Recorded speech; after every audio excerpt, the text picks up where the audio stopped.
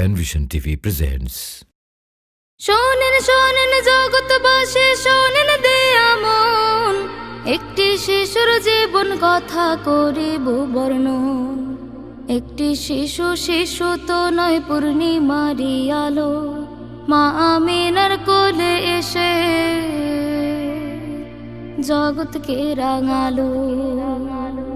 জন্ম যেদিন হলো শিশুর মা আমিনার ঘরে, পিতামহ মুত্তালিবের খুশি কি আর ধরে।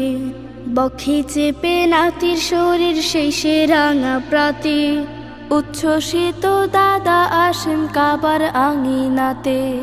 গোত্রপতি বলেন যে আব্দুল্লাহর আওলাদ, আজ থেকে এই চাঁদের কণার নামটি মুহাম্মদ।